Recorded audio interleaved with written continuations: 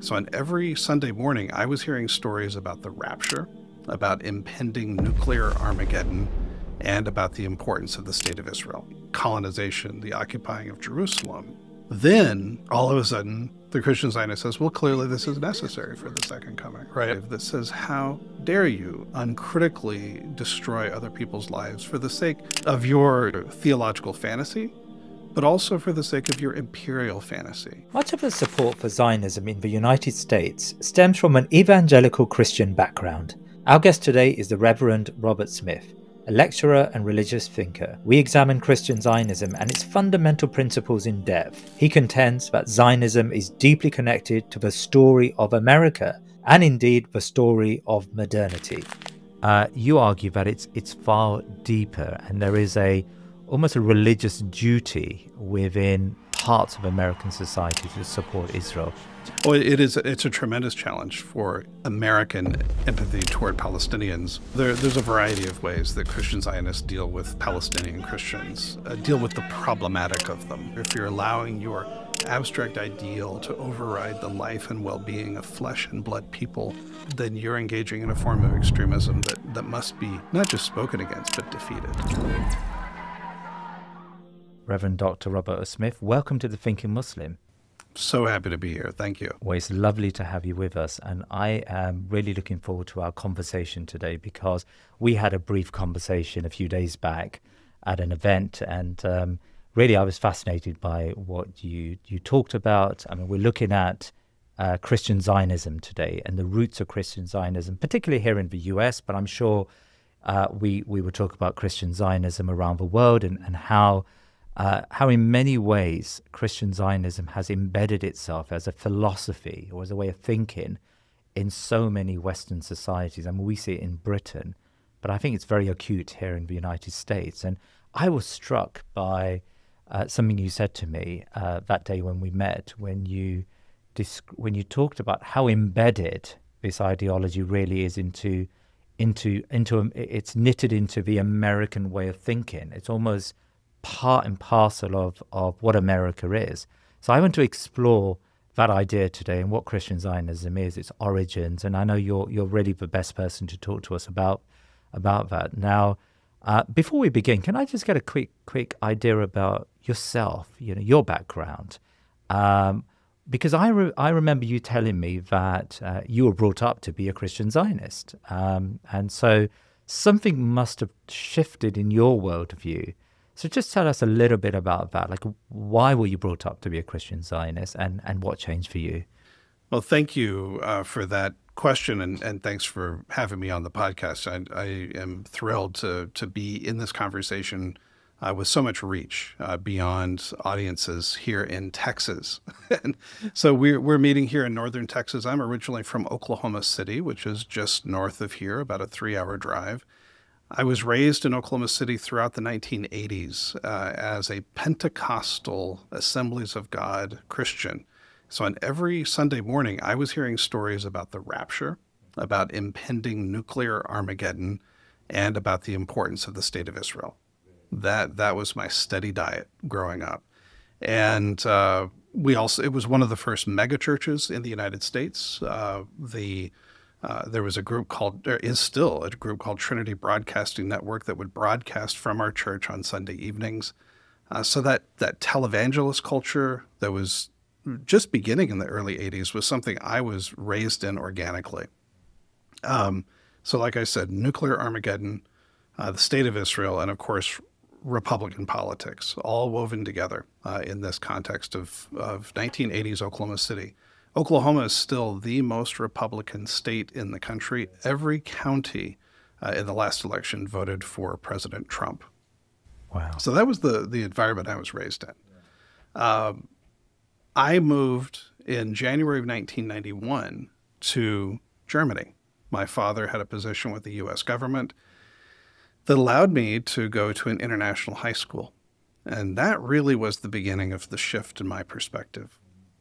I went to this place with a graduating class of 80. We had close to 50 nationalities represented in that one class. And so I was in the hallways with Japanese students, but with Bosnian students next to Croats and Israelis, Palestinians, Jordanians, all next to each other. And this kid from Oklahoma suddenly had a world expanded that I really hadn't been made aware of before. And then came back to Oklahoma for my university studies, which didn't go well in the beginning because of that world, and trying to squeeze that back in to a more parochial view didn't work. After that, well, during that process, I'd say in Oklahoma, I completely disassociated from faith because my faith had been tied to the cultural values of what I had been raised in.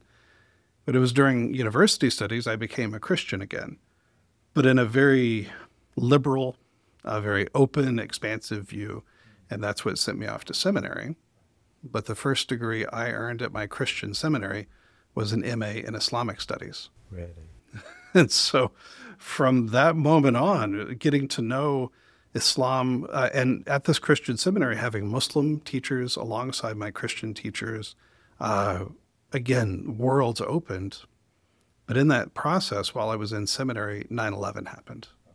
And that took me in a new direction. How did it take you in a new direction? So with 9/11, I immediately saw how my classmates, some of whom are Muslim, but most of them were Christians who were coming from Muslim majority contexts, so northern Nigeria, Egypt, they were suddenly under threat because of their perceived association with Islam. And so my Egyptian friends plastered the back of his car with American flag stickers, these sorts of self-protective moves. Yes. But then with one of my professors, we went and formed a human chain around our neighborhood mosque the next Friday to ensure that there were no threats against this community. And then because I was the only student on campus who had completed the MA in Islamic Studies, I received the overflow of all the requests coming from congregations asking the question, why do they hate us? What is Islam? And so in the year after 9/11, I went into over 60 congregations talking about Islam and Muslim-Christian relations. Just on-the-ground experience, getting to know people and what their questions actually were. And it was that work that I did as a seminarian that then took me on my first visit to Palestine in November 2002, because I was the only student who had been doing that sort of work. A group was going and invited a student to come, and I happened to be that student. So all of this work wound up together, contributing toward a perspective on Palestine that I never would have had before. And then with the 2003 invasion of Iraq, all of this was politicized yet again in a domestic context. So that was my formation, and it changed me fundamentally. For 2 long years, Gaza has been under siege. Families cut off, homes destroyed, lives shattered overnight. But from the very first day, we were there, on the ground, with the people, delivering food packages, hot meals, clean water, medical aid, shelter, and hope. Every blockade, every shortage, every obstacle, we found a way through. Because when lives are at stake, giving up is not an option. We brought not just aid, but dignity. We shared meals in unity. We cared for the sick and welcomed new life. We gave children a safe space to be children again, to learn, to dance, to smile. None of this was possible without you. Your compassion, your prayers, your generosity is what kept families going through the darkest of days. For 2 years, we have stood with the people of Gaza through every trial, through every heartbreak, and together we will keep standing, because hope cannot be besieged, and humanity will always find a way. Keep the compassion going. Give today. Turn your compassion into hope. I mean, I want to talk about Christian Zionism with you today and its philosophy, but I'm really fascinated by that journey. Do you think that so many Americans, they just don't have that exposure to other cultures? It was your time in 91. I mean, this is after the Cold War, of course, just after the Cold War. It's your time in a German school, an international school, which exposed you to other cultures. And again, maybe I'm generalizing here, but my impression is that so many Americans just don't have that level of exposure to other cultures. And that's part of the problem or part of the challenge we face when trying to build empathy for the Palestinian cause. Well, it's a tremendous challenge for American empathy toward Palestinians, but it's a challenge of American empathy toward many other contexts. Here in the U.S., we have kind of an inverse nationalism, so a created nationalism based on a concept of whiteness, where nationalism is manufactured in this space. It's different than other contexts. And so the homogenizing force is very real, where you're encouraged to drop your distinctives and just identify as American, right? And so anything that's different, anything at all that's different, is difficult to identify with. And that's why you see, especially in post 9/11 era, different Americans confusing Sikhs with Muslims, right? You've got strange headgear, so you must be Muslim. So those sorts of cultural forms of ignorance are real. And I do think that part of what happened in my life, dropping me into a completely different context than even my parents understood. They lived most of their lives within the American ecosystem that still existed then in Germany. I was living in a very different world, and that changed me into a different person. Really? I mean, maybe I'm sounding a little naive here when I say that when I've come across ordinary Americans, and I've traveled, a number of cities now, and I'm here in Texas, I found Americans to actually be very polite, very nice, very amiable. It's not what I expected, by the way, because you hear stories about white chauvinism or nativism and the anger towards Muslims. And I haven't quite felt that. I'm sure there are pockets where I would feel it, and I haven't gone to those communities. But I feel that I wonder how deeply rooted that antagonism really is when I interact with ordinary Americans. I don't know if you've got a view towards that. My sense is that Americans are very amiable, especially in the South, right? There's a form of niceness but there's also an awareness that politeness has a limit. And so if you were a person of color who had lived in this context for long enough, you would know that politeness also has an undercurrent of wariness of anything that is other. And that's especially true. We would think of, there's a phrase, Minnesota nice, so the Midwest nice, where there are limits to that niceness and still a fundamental wariness of otherness underneath it. So it's very much here, even though on the surface at the store, for instance, you're going to encounter good interactions with folks. But it's at that commodified level of relationship that niceness exists. Would you be invited into their home is a completely different question. Unlike very much the hospitality I've experienced in Palestine, for instance. Tell me about that. Yeah. Oh, my goodness. Well, to continue my story just a bit, I went to study at Baylor University in Waco, Texas, to study under a Jewish liberation theologian named Mark Ellis. And that was another encounter of Palestine.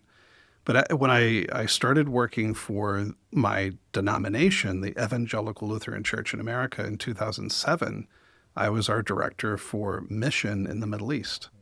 And so over the next 7 years, I traveled to Palestine over 30 times, was all through the region in Lebanon, Jordan, Egypt, that Levantine region. And the hospitality and the depth of relationships that I've developed there is unparalleled with my life here. Recently, in January, I went with my spouse to Jerusalem, And she was shocked that all these people would, the shopkeepers come out, "Hey, Robert," remembered my name, "come on in, have some tea." And if you say, "No, no, no, I'm a little bit busy," and then they're like, "Oh, so disappointing." One even sent me a note at night and said, "My brother told me that you stopped by and you said you would come tomorrow. You better," right? And so we did. We went and had the tea, because that level of depth of relationship, that hospitality, is something that, again, most people in the United States have no consciousness of what that could be in a place like Palestine. The hospitality is tremendous. Yeah, that's what I witnessed when I visited as well. Let's talk about Christian Zionism, and Yes. From the outside, I used to believe that Christian Zionism is very much a modern political phenomenon. It probably developed, in the late 20th century, and it was really used as an instrument for political ends, for American foreign policy. You argue that it's far deeper, and there is almost a religious duty within parts of American society to support Israel. Just talk us through that, Sure. please. Well, I think the first part of my response to that is, and that this is something that scholars rarely do, is breaking that fourth wall, to say, I thought exactly the same thing. I also had the assumption that Christian Zionism was a pretty recent phenomenon that was now being used as a political tool. And that's how I started my research. And thankfully, I had some excellent mentors who said, go further. What are your primary sources as an historian? And so what I eventually found, and at that point, I assumed that it had to do with dispensationalist theology, with rapture theology as the foundation of Christian Zionism. Again, because that's what I was raised in, that's what I was familiar with. The assumption that I went in with was that Christian Zionism was relatively recent and based on rapture theology, this premillennial dispensationalism based on John Nelson Darby's ideas, popularized through the Scofield Bible. And that, of course, would take the history to the 1890s, right? So that was my assumption, and I was encouraged to go further. And really, when I first started the project, I said, all we need to know about Christian Zionism is in the newspapers today. That's how thin my historical understanding was. So I was taken back further. There were some writers looking at Christian Zionism based on Darby's ideas. He was an Irish preacher who came to the United States on several missions, preaching his version of dispensationalism. And this was an idea that in the end times, there would be a 7-year period of tribulation during which the Antichrist would rule, and eventually the Antichrist would be defeated by the returned Jesus and the armies of Christians who had been resurrected prior to this period of tribulation, this great eschatological drama. And again, because I was raised with all that, it all made sense to me. If you're not raised with that, it sounds very strange. And that's where a lot of people stop with their analysis. They think, well, this is the strange thing. This is what grabs my interest, and clearly these people are crazy, and that's the problem. Yeah. Right. I went further. Right. Can I ask you about, you used the term rapture. Yes. And second coming. Just explain those two ideas to us, please. So there's this idea in premillennial dispensationalism, which again is not the Christianity that I'm a part of now. Right. And there are different options, just like in Islam, different ways to emphasize different faith traditions and schools of interpretation. So in dispensationalism, this idea is that Jesus is going to come back in the clouds. Gabriel will blow the trumpet, and the dead in faith will be raised from their graves, bodily, resurrected. And then those who are still alive when that moment is will also be caught up in the clouds to Jesus, and they'll be taken off into heaven. Right. But that's not the end of the story. That then starts this period of what's called tribulation, where then halfway through, the Antichrist comes and desecrates the temple, presumably the temple in Jerusalem, And then after a further period of tribulation, Jesus, with the avenging armies of Christians, will come back to defeat the great enemy. And so so the second coming is really that move at the end, right, where this triumphant warrior Jesus comes back. Yeah. And then, of course, final judgment comes. And the way then Islamic eschatology, it tracks, right? It makes sense to Muslims when they hear a story like that. It's like, yes, okay, Jesus, the judge, and these sorts of things. But this story has no place for Muslims. Right. Yeah. It's a story about Jews and Christians. Right. And just underscore that. Why is it a story about Jews and Christians? What is it about the story that excludes Muslims from that end point? Right. So Muslims at this point are only assumed to be enemies.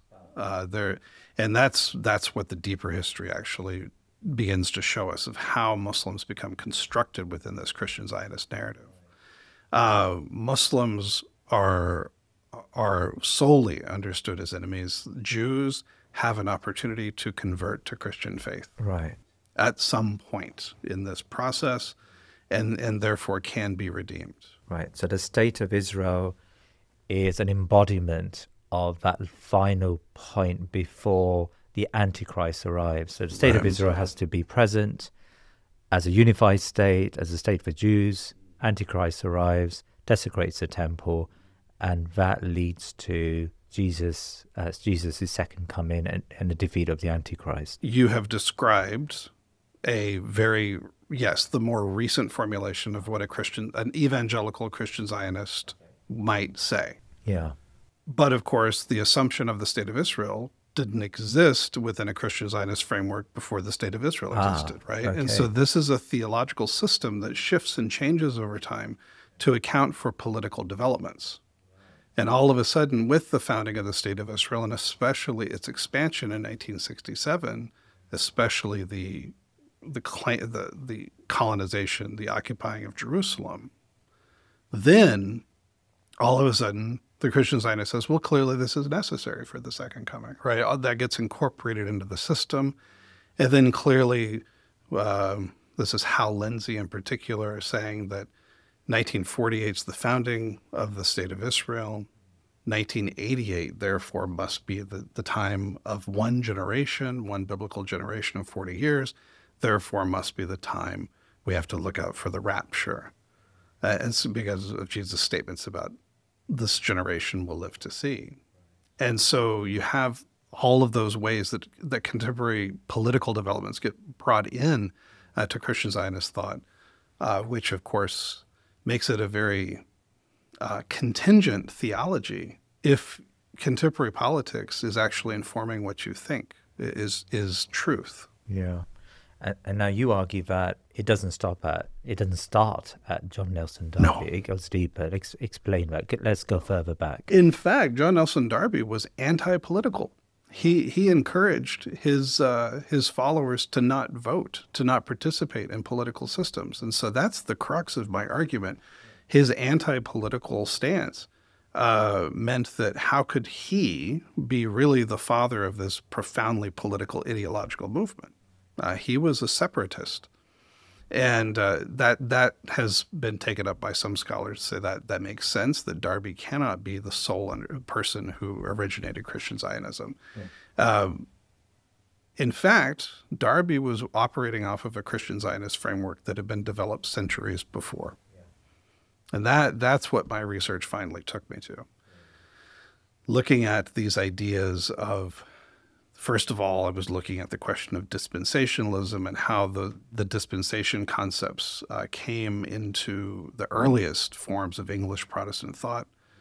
But what I found was that it really begins with the Protestant Reformation, especially in England. And that's where Christian Zionism really finds its roots. Oh, really? So, yeah. So unpack that for me, please. Of course, yeah. So we're talking now 16th century, 17th century, Britain, England. This is a time of the Reformation. That's right. And your argument is that the story of Christian Zionism is actually embedded within that really early stage of what we can call Western modernity or Western civilization. Indeed. Yes. I mean, if we talk about modernity beginning in 1492, for instance, then 1585 is truly this point where English Protestant reflection on eschatological hope as a nationalist hope begins to emerge, especially around Elizabeth. Okay. And so there was a really important book published in 1585, which was the first full-length English language commentary on the Book of Revelation. And so these ideas are coming out. This is Francis Kett. I should name the historian Andrew Crome, currently in the UK, who is a wonderful historian of these texts as well, looking back at these deep foundations.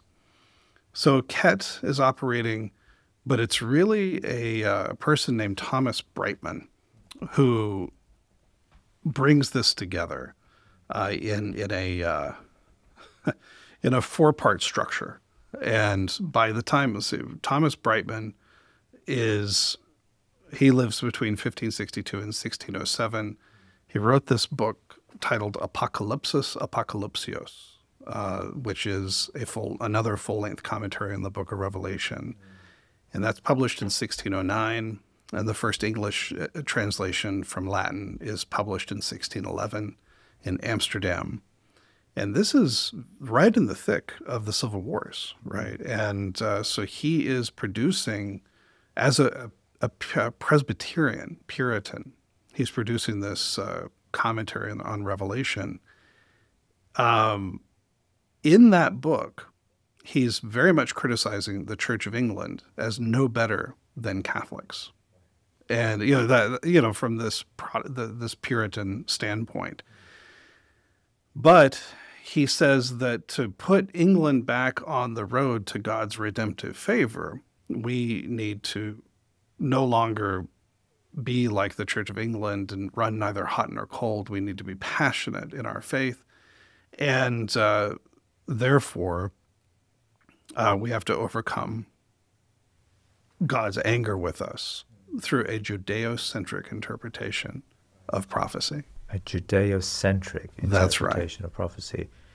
I mean, straight away, that sounds odd. Here we've got a Christian religious leader who's evoking another religious tradition and calling for that tradition to be embedded within, like, it's almost what was wrong with English Christianity. Right. And now we need to renew our Christianity with Judeo traditions. Explain that to me, like how that works. Well, what he's doing is saying that we know that in the Bible, Jews are the good guys, right? That the biblical narrative is, especially in the Hebrew Bible, they're given these land promises. They're designated as chosen. All these sorts of things. They are the good guys. Well, who are the bad guys in 1609, 1611? First, it's the Pope, the Papists, the Catholic, and they roll, of course, the Church of England into that ball. Right. But the second major threat at that point is the Ottoman Empire, the Turk, which is Islam, writ large in this general sense. And so this Puritan movement sees itself as fighting against the Pope and the Turk. Well, they have these two major enemies. Who is their ally? Who ought to be their ally? Well, of course, it's Jews. The strange thing about England and English Protestantism at this time, though, is they didn't know any Jews because Jews had been banished by Richard II. And so the only Jew they can conjure is through an interpretation of the biblical text. And so there's this creation of what I call the literary Jew, not the real flesh and blood Jew, and certainly not the real flesh and blood Muslim, but these imaginary people that are my enemies and my allies. And that's this idea that starts coming up, especially in Brightman, where he says that the kings, I'm looking at his interpretation of Revelation 16:12, where the sixth angel poured his bowl on the great river Euphrates, and its water was dried up in order to prepare the way for the kings from the east. And he says, but who be these kings? It seemeth to me that they are here meant, for whose sake alone the scripture mentions the waters of old to have been dried up, namely the Jews, unto whom the Red Sea yielded passage, and later Jordan stayed its course till every one was gone over. This miracle is proper to this people only. So literally meaning Jews, who he has never met. And so with them, he identifies these Jews as the kings of the East, and he says that his confidence is tied to their coming national conversion to Christianity and their restoration to Palestine. So all of a sudden, these ideas start coming together in the early 17th century. But what need their way be prepared for them? Shall they return again to Jerusalem? There is nothing more sure. The prophets plainly confirm it and beat often upon it. Really? So this idea of the Jews being restored to Palestine, or the restoration of Palestine to, quote, the Jews, and that phrase is so abstracting, right? It's a reifying phrase. These ideas are in full effect in the early 17th century. How popular were these ideas at the time? This is the 17th century. We've got the Reformation. We've got the development of liberalism. Yes. How popular is this? I suppose what you're describing here are the roots to this notion of a Judeo-Christian worldview. Indeed. Like, how popular is this at the time? Profoundly Really? popular. This is extremely well-known thought. Yeah. In fact, at this same period, of course, Puritans are making pilgrimage or heading across the Atlantic to North America. And Mr. Brightman's ideas are taken directly into North America by the Puritan settlers, these colonists, who create the very idea of America, right. are creating that idea in response to Mr. Brightman. And it's extremely current.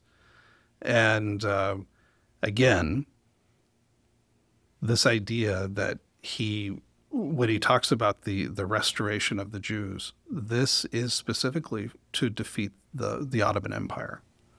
Right. So I'm now seeing this connection. So Yes.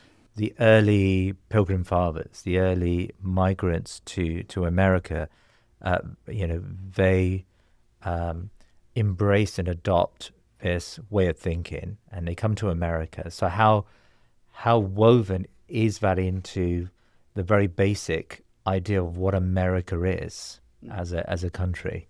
So let me take a step back here. Please. Yeah. In Brightman, what you have is the idea of a four-part structure. Yes. This is a very important piece. Please, yeah.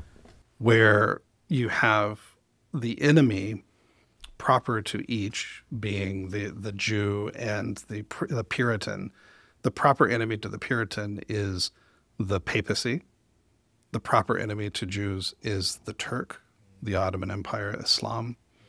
And so the Allied victory that these Jews converted to Christianity will enjoy is the defeat of the Pope and the Turk, which is a standard Protestant Reformation period structure of the world. And so this idea that in alliance with Jews, Christians will defeat these twin enemies of the Pope and the Turk is in fact what we see in contemporary Christian Zionism today. Right. And of course, this is post-Crusades. This is all of that. But this idea of the Ottoman threat is real at the time, but it's something that we cannot underestimate the power of these ideas for contemporary Western Christian thought. Really, yeah. And this is a little bit later on in Joseph Mead. Then there's another person who builds on Brightman, yes. And and this is in 1627. Yeah. Joseph Mead says that he's looking at Revelation 14:15. You see how important the book of Revelation becomes in these interpretive structures. The threshing and reaping of Revelation 14:15. Mead communicates a dual image, that of reaping and threshing, as well as that of gathering in, which is a reference, he says, to Israel gathered together into the garner of the church, the former to the slaughter of enemies in conjunction with that event. These enemies are proper to each component of the future composite church of Jews and Gentiles, the two parts of the church of Christ, as it was about to become double by the conversion of Israel, has its own peculiar enemy. The former, the Roman beast, with its uncircumcised origin, the latter, the Mohammedan empire over a circumcised people, and of an Ismailitish origin, ominous to the descendants of Isaac. He is certain of the coming extermination of both, to be accomplished at the coming of Christ. That's the four-part structure and how it operates in 17th century Anglo-Protestant thought. So America then is, in the Puritan conventional imagination, a redeemer nation. That's a term I've heard you use. Yes. Please, can you explain that term and how Sure. it's so closely associated with not only the roots of America, but how Israel is so identified with those roots? So it's a bit of a jump, but all of these ideas of Thomas Brightman and Joseph Mead are brought by Puritans into New England. Yeah. They begin through the John Cotton and Cotton Mather and Increase Mather, these founding fathers, true founding fathers of the idea of America. They begin developing an idea where America itself becomes the place of redemption. There's even the possibility in their thinking that the New Jerusalem, which is an eschatological vision, will happen in New England, not in the location of Old Jerusalem in Palestine. So everything starts to transfer over to this new area. Yeah. When Brightman was writing, he thought that these human-like creatures that that the settlers were encountering in North America, of course we know them as Native Americans, he thought they might in fact be the demons pent up for the last battle, waiting to be unleashed, right? That what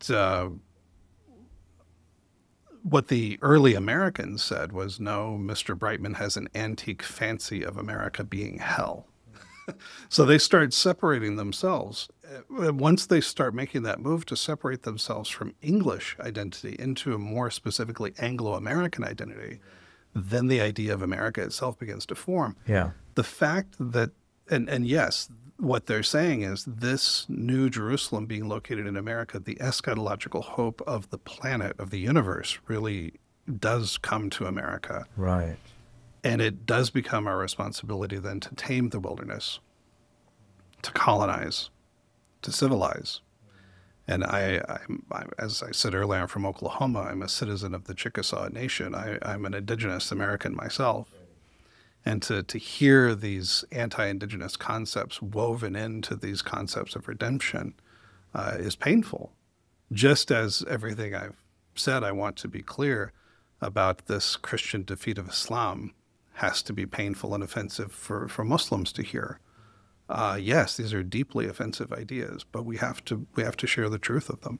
When did that decoupling occur? Where because you've described the American story is one of, and the Puritans believed that America was this new Jerusalem, and so presumably those end of time eschatological events would take place here in America. Right. Okay, so when did, and of course I'm fascinated by the point you just made there, and the parallels with modern day Israel, because of course, the taming of the uncivilized, yes, is what's taking place in Israel, Israel-Palestine, and that's how they view the Palestinians. So in a way, there is an analogy there between the American story and the Israel-Palestine story. But coming back to that decoupling, so when did that realization occur in America that, okay, the New Jerusalem isn't really the biblical Jerusalem, and are we talking modern times when the state of Israel is established? Actually, this decoupling starts happening as soon as 1697. This idea of what's called the New England consensus, that we are not anymore English, we are American. There was a friend of Increase in Cotton Mather's named Judge Samuel Sewall, and he argued that the New Jerusalem may, in fact, be located in America, which, by the way, is the foundation of Churches of Jesus Christ of Latter-day Saints, or Mormon thought, that Zion is to be located somewhere in North America, right? These ideas go right back to this point, which is fascinating to think that Zion can be located in Missouri or located in Salt Lake City.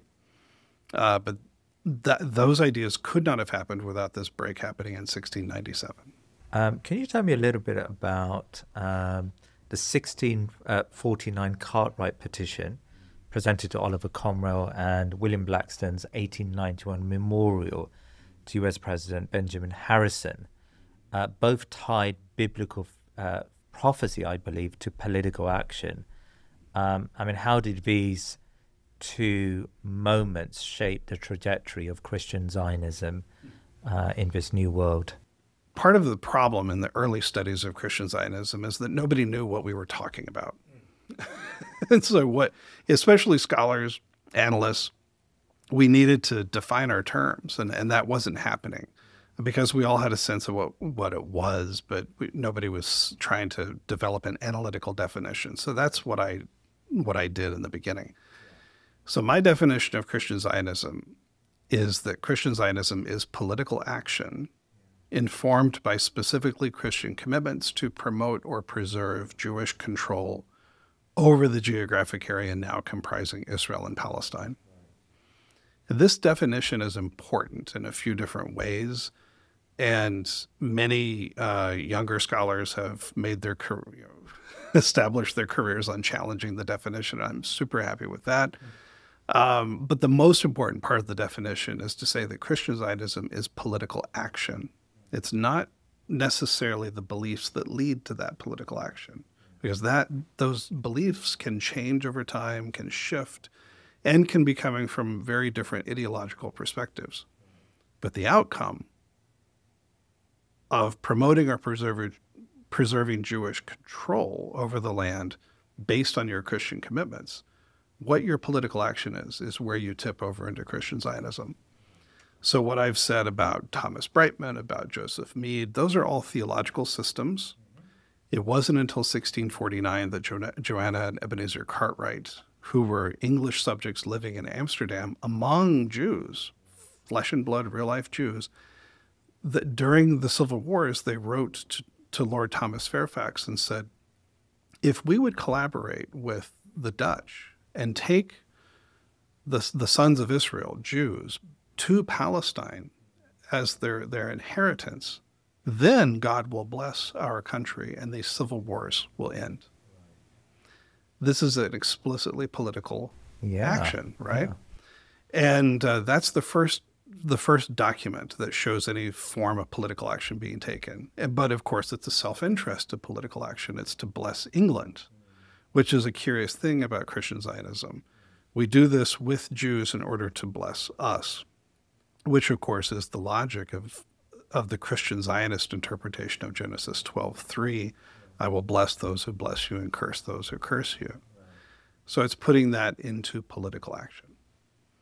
And of course, when you say the first example of Christian Zionism is 1649, people get surprised, because if they're thinking of this as more contemporary, as more recent, it's a surprising thing. The other petition that you're talking about with William Blackstone is very similar. So he's in the 1890s, prior to Theodore Herzl petitioning U.S. presidents, but using Supreme Court justices, other major publishers of newspapers and others to encourage the United States to give Palestine to the suffering Jews of Europe, those people who are being persecuted by the Russian Empire and others, as if it's U.S. land to give, right? The Ottoman Empire is still in existence at this point. Yes, but This idea that the land belongs to these Jews and being given to them shouldn't be a challenge, and in fact, it will bring blessing to the United States. And so the same logic that the Cartwrights were using in 1649 to address Thomas Fairfax and Oliver Cromwell, his deputy, was being used to petition President Harrison in the United States. And those are tipping points where the political action is actually taken, and for me become key moments in Christian Zionist history. Right. Okay.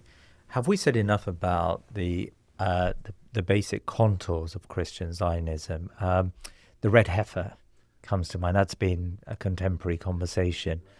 Explain that to me, please. So the Red Heifer is complicated. The Red Heifer, you have to understand, this is in the context of the premillennial dispensationalist idea of the rapture and then the tribulation that we were discussing. And so the Red Heifer then, if the temple is going to be desecrated by the Antichrist, the abomination in the temple, according to this way of thinking, then the temple would have to be a functioning sacrificial system at that point. And so I'm working backwards. Currently, there is no temple in Jerusalem that has a functioning sacrificial system. Many would say that the temple used to be located in where Al-Aqsa Mosque is now located, the Al-Aqsa compound. There's a lot of dispute about whether or not that's the case. And so I'm not trying to make any statements about that here. But some would say that for a third temple to be rebuilt, that the Dome of the Rock and potentially certainly Al-Aqsa as a whole would have to be harmed or destroyed for that to be the case. But this Christian Zionist premillennial dispensationalist idea says, of course, a temple has to be there because it's going to be desecrated by the Antichrist. Well, how does the temple then get reinstituted as a space of sacrifice? Well, in the book of Numbers, there's a process where a perfectly red heifer needs to be sacrificed on an altar with all the proper implements and tools to have the ashes that will then be used to sanctify the temple. Where are cattle raised in the United States? In Texas. Very much Texas. Here we are. So there's a group of Southern Baptist ranchers here in Texas who are working diligently using the latest DNA technology to develop a perfectly red heifer who will not have any white hairs. So that has to be perfectly red. And so they're using all the latest breeding technology they can to produce this red heifer. So about a year and a half ago, 2 of these cattle were imported to Israel from Texas. They were imported illegally as pets. And when this came to my attention, it was through my relationship with the retired Lutheran Bishop of Jerusalem, Manib Yonan. And he had been asked by His Royal Highness Prince Ghazi bin Muhammad, who is the cousin of His Royal Highness King Abdullah, to look into this question. And so Bishop Yonan said, well, I know I need to talk to Robert about this. And so we put together a change.org petition to not only protect these animals, right, who have been illegally imported to Israel and are going to be potentially killed, but to condemn the extremism, the political extremism that turns Jerusalem, Al-Quds, into an apocalyptic playground for the imaginations of others. How dare you turn this place into a space of killing where you think you can just destroy these millennia-old buildings, these spaces that are Islamic holy spaces for your apocalyptic fantasy. And that's what the Red Heifer is truly all about, the extremism of this imaginary that needs to be rejected and defeated. And that ties directly back to the foundations of Christian Zionism in its 16th and 17th century form, Because again, those Christian Zionists were seeing Jews and Muslims as imaginary characters. And today, so many Americans, and I think I can say that pretty definitively, see Jerusalem as a Disneyland. Really? They see it as a space that's there for their entertainment. When they go on pilgrimage there, they're taken around and shown spaces, and they look at this like it's a theme park that's been made for them, as opposed to a space that's been living for millennia, and that contains the stories of all of these Abrahamic faiths together, and that it is not up to Americans to step in and destroy what has developed organically over those millennia.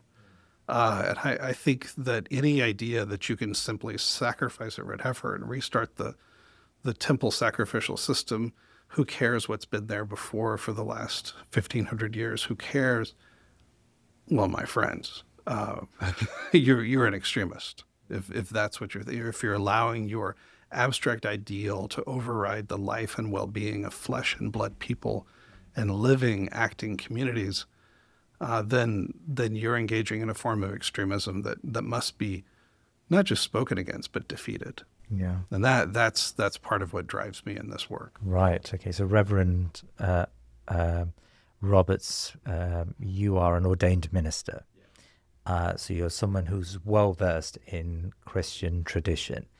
I watched that Ted Cruz, Tucker Carlson interview where Ted Cruz said it's in the Bible, and Tucker Carlson asked him to elaborate. Okay, where in the Bible? So, of course, there is not a unanimous acceptance of this basic theology or basic philosophy of Christian Zionism. What's the critique from your perspective? Like, how do you see these prophecies, and how do you see that construction of an argument that, in effect, places Israel as not only a political foreign policy obligation, but also a religious obligation for Americans? It's a fundamentally uncritical stance. It is a stance that relies on unthinking. Yeah, and really. That here we are on the Thinking Muslim podcast, right? It's to encourage Muslims and to think, but also to encourage others to think about Islam. And so it's an uncritical perspective that when you're sitting, especially as a U.S. senator, as Ted Cruz currently is, and I hope to be running with the Green Party of Texas. So you're standing as the Green Party candidate Yes. in the next senatorial elections. Yes. Okay. As an ordained minister, as an indigenous person, as someone who is known by Israel lobby people in the U.S. and constantly critiqued by them, I am standing as a candidate for U.S. Senate with a faith perspective that says, how dare you uncritically destroy other people's lives for the sake of your theological fantasy, but also for the sake of your imperial fantasy. This is not, these two things go together. And so you can be a person who's unthinking and have an uncritical faith system. That's fine. But if you're sitting as a U.S. senator, one of the 50, 60 most powerful people on the planet, sitting at the levers of empire, my friend, you must not be uncritical. And the fact, of course, with somebody like Ted Cruz or John Cornyn or the other Texas senator, they're not uncritical. They're not unknowing. They pretend at it. Yeah. And it encourages this U.S. ignorance of the world that is fundamentally dangerous. Americans, for the most part, do not understand the power that we wield throughout the world. One of the fascinating conversations I had with it was the group of Palestinian Christians sitting in Jerusalem. A young pastor asked me, Robert, why do Americans in the United States not listen to us? Why do people not pay attention to us? And the bishop, who was a different bishop at this point, Bishop Barhum, said, when you're sitting in a golden room, there's no need to look outside, right? And that I think is how most Americans are kept ignorant or encouraged in our ignorance of the world and our effect on it. For me, the challenge of Christian Zionism is one that demands that it be named as religious extremism or religiously sanctioned political extremism. And one of the curious conversations I had with my Jordanian friends, Jordanian Muslim colleagues, was, since 9/11, we in the Muslim world have been challenged again and again to stand up against the extremists in our communities. And we've done that. We've done a very good job of that. We can show our progress on that. When will you do it? Because those extremists are destroying people's lives throughout the Middle East. And so that, I think, is a deep challenge for us. I want to ask you about those Palestinian Christians. I mean, do they factor at all in the conversations amongst the Christian Zionists? Because, these are co-religionists right, who are suffering and who have the same claims as the Muslims in Palestine. Like, are they just airbrushed out of the conversation? There's a variety of ways that Christian Zionists deal with Palestinian Christians, deal with the problematic of them, right? Because they do represent a wrench in the machine. One of the ways is they're simply airbrushed out, or their perspective is dismissed. Yeah, and that dismissal is difficult when I'm going to say some things that, again, some Muslims might find offensive, but this is how people talk about those Palestinian Christians. Well, they live under the threat of Islam. They are dhimmi, and therefore they have to act as dhimmi and be subservient to their Muslim overlords. And therefore you can't trust anything they say. Right, so that dismissal, which is very Orientalist, right, in its construction. Yeah. Or then they take the next step to say they're anti-Semitic. Yeah. And of course, this conversation about the weaponization of anti-Semitism. I've been working on Palestine-related matters for over 20 years. I've been very familiar with the weaponization of anti-Semitism. Yeah. It's taken a deep and important, dangerous turn the past 2 years. But this. The attack on Palestinian Christians as being fundamentally anti-Semitic and immoral through that anti-Semitism. So there are layers to the dismissal. Can I step out of the Christian Zionism conversation for one very quick second? I've been fascinated by just how on the left, on the liberal left, of course we have liberal Zionists, and they're pretty as religious in their zealotry as right-wing Zionists are. Yes. Where does that come from? And is that a more recent political project? Or because, of course, 17th century, we've got the development of, this puritanical, pro-Zionist Protestantism. But, of course, we've also got the formation through John Locke and others, the formation of liberalism. Sure. Can you track liberal Zionism back to that period as well? That's more difficult to do. Right. I think that the liberal Zionism truly sprang up in the post-World War II era, so this immediate awareness of a post-Holocaust era, rushing into the 1948 founding of the State of Israel. And so there you see the formation of a kind of a leftist liberal version of Zionism, championed among Christians by people like Reinhold Niebuhr. And so he's chief architect of U.S. foreign policy with his concepts of realism. Yeah. And so his form of realist Christian Zionism, I think, is something we can identify in that period. So, but liberalism itself is the cover, right, for so much injustice, to say we're spouting liberal ideals while engaging in so many forms of injustice. That is such a common aspect of our societies. Yeah. And so I think Zionism simply falls into that same liberal pattern. But there have always, from that point on, there have always been liberal Christian Zionists.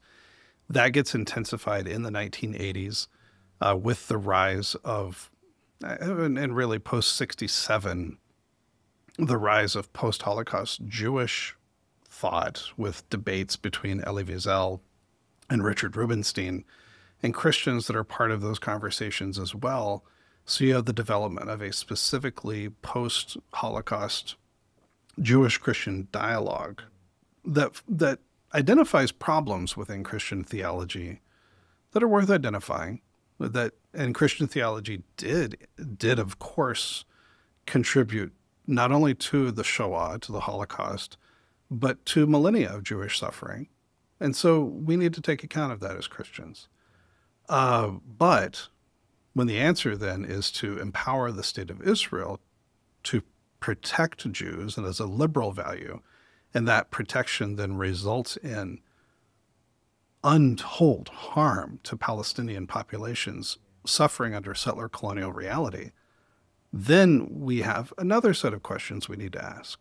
And that was my doctoral study under Mark Ellis, was becoming familiar with the post-Holocaust Jewish Christian dialogue, but then how the problems present within that dialogue helped validate the Israeli colonization of Palestine and the harm brought to Palestinian populations, culminating in the genocide we're seeing today in Gaza.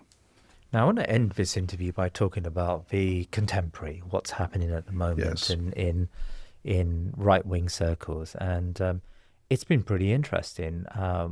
MAGA, Make America Great Again. Right. It is this America First philosophy, and it seems to have incorporated a very strong anti-Zionism, at least in some quarters. I mean, the Tucker Carlson interviews, there have been a number of interviews, the one fascinating interview with the nun, I forget her name, but the Orthodox Christian nun. Yes. We've had Candace Owen, even Marjorie Taylor Greene, right. representative, who's historically had very Islamophobic, you can say, very challenging views when it comes to Islam. But she was the first big, personality, I suppose, to call out, on the right at least, to call this out as a genocide. Even Bernie Sanders hasn't come close to saying that, right? So, and that tells us something about the liberal Zionists, maybe. But I'm fascinated by this trend, because, of course, the way you've described the historical roots of Zionism, you almost get the impression that it's interwoven into the American story. It's part and parcel of that American exceptionalism. It's what that frontier spirit is all about, right? But yet we do see cracks in the dam. Explain that tension there, please. So MAGA. First of all, a very important distinction about MAGA, the Make America Great Again movement, and Trumpism, is that it's not conservative. It is a radical movement to remake American society. And my partner and I have argued recently that it's remaking society in a white Christian nationalist image. Right. So that's the best way to understand it. Yeah. So Christian Zionism is a pan-American, very transpartisan commitment. I'm thinking especially Bill Clinton speaking in 2024 about how Hamas didn't care about Palestinians. They simply wanted to kill Israelis and make Israel uninhabitable. But the fact is that before their faith, Islam existed, Jews were there in the time of King David. I mean, that's Bill Clinton, right? Yes. So thanks. This is not a right-wing problem alone. But then the cracks in the dam that you're noticing on the right. I think part of another component that I'd like to raise is how the MAGA movement, growing out of the right-wing think tanks in Washington, D.C., like the Manhattan Institute and the Heritage Foundation that produced Project 2025, the Heritage Foundation also produced Project Esther, that has been the group at the forefront of silencing university critique of Israel's Palestine policies, and the group doxing, identifying, and removing the international students. And so that's one very virulent form of the MAGA movement, that is Christian Zionism at a form we've never seen. This is a weaponization of Christian Zionism that's based on the weaponization of the IHRA definition of anti-Semitism. So we can't forget that. But when we see, to get back to the question you asked, Marjorie Taylor Greene and even Tucker Carlson, I think it's important to see that Christian Zionism has always been comfortable, and the Zionist movement itself has always been comfortable with the realities of anti-Semitism. And so my concern when I see that, and I especially see in desperation my Palestinian friends perk up to that and say, oh, wow, maybe this is a new form of support. My sense is yes, the enemy of your enemy could possibly be your friend in certain pragmatic arrangements. Yeah. But if they're being driven by anti-Semitism, the anti-Islamic notions, not Islamophobia, but true hatred of Islam is not far behind. And so my concern is that if we invest too heavily in those voices, then the integrity of our movement gets stretched beyond recognition. Yeah. I wonder if I completely agree with you. You know, one can't be naive to the white chauvinism, in particular, white nativism, that's at the heart, at the root of the MAGA movement, and what that entails in reality, in a real world sense, is dangerous for anyone of color and anyone who's, you know, who's an immigrant or from recent immigrant families. Yes. So I completely get that.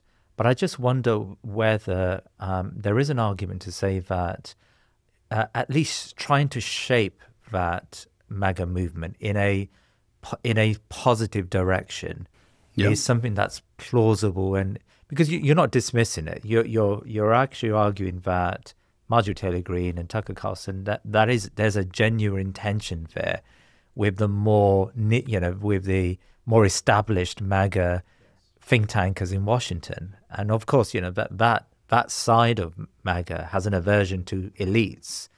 So there's that battle between the populists and the elites. I just wonder how far we can take that strain of the MAGA movement without losing our identity and without losing our principles, how far we can take that. My sense is there's always an opportunity to explore the possibility of interest convergence. Right.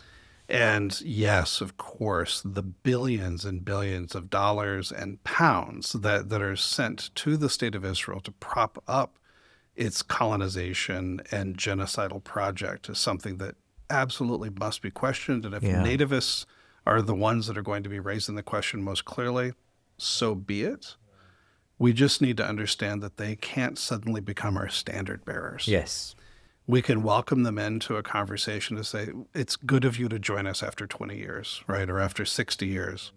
But can you please also get over your aversion to your Muslim neighbor so that you can actually have the conversation? Can you actually listen, as Tucker Carlson has, to Arab Christians? He also did a wonderful interview with Munter Ishaq. Yeah. When leftist...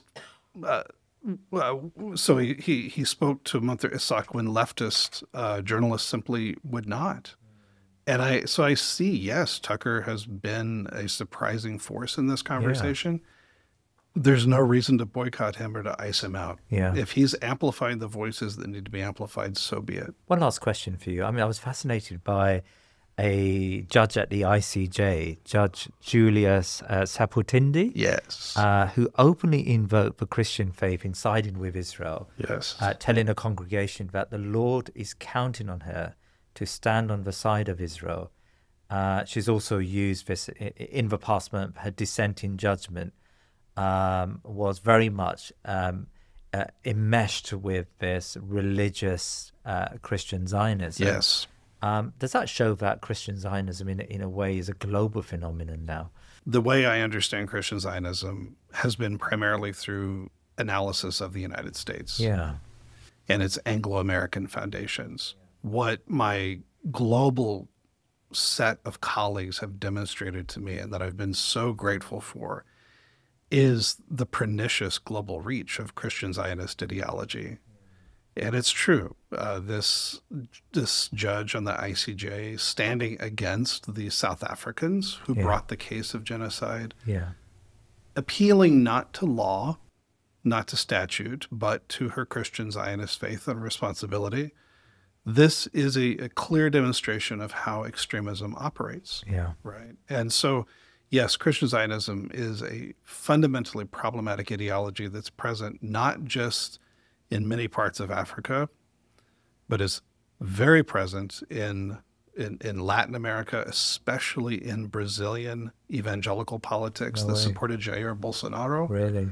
It's very present in Hungary. It's very present and has this Christian Zionism has been actively promoted in Latin America by the Atlas Group that was founded in the 1980s by the same people who founded the Manhattan Institute. So it is as a way to counteract the influence of liberation theology. So the understanding of Christian Zionism must be as a colonial force, as an imperial theology that is also a promoter of capitalism and neoliberal capitalism. It's not simply a religious faith. It is, in fact, as my definition emphasizes, political action. And that I think is the most important thing for us to understand, that this is not a faith system we're encountering. It is an ideological structure that promotes neoliberal neo-fascism. Right. And something that we must be confronting every step of the way. Reverend Dr. Robert Smith, you are you've thoroughly educated me today, and I'm really thankful for your time today. Where do my viewers find out more? Where can they read your material? Just tell us a little bit about your work, please. Oh, sure. So I'm currently a professor of history at the University of North Texas, a research institution in Denton, Texas. And I have a website that will link below when the podcast is. And that is a place where a lot of my papers are collected so people can see more. But also this book that's generally out of print from Oxford on More Desired Than Our Own Salvation, The Roots of Christian Zionism, is really the basis of the knowledge that I try to speak on this topic. And I recently wrote an updated piece on Christian Zionism with Bishop Munib Younan, the emeritus bishop of Palestine for the Lutheran Church and former president of the Lutheran World Federation. My relationships with my Palestinian friends are longstanding and very close. And through those Palestinian Christians, getting to meet their network of Muslim friends has been wonderful. And including the most recent visit I made to Al-Aqsa with Sheikh Hazam there at Al-Aqsa, again, my commitments to the historic status quo of Jerusalem are clear. The Hashemite custodianship of the holy sites in Jerusalem is clear. And that's something that I feel like I want to emphasize more and more and more to Americans, that our Muslim friends have a deep investment in the well-being of our Christian family in Palestine. Look, I thank you so much for all that you do, and best of luck with the senatorial race. Oh, thank you. Thank you for your time today. There will be a link as well to the fundraising for that opportunity. Absolutely. So I would love any support that people would like to throw my way in this extremely Christian Zionist context of Texas. Brilliant. Thank you. Thank you so much for your time. Please remember to subscribe to our social media and YouTube channels, and head over to our website thinkingmuslim.com to sign up to my weekly newsletter. Jazakallah khair.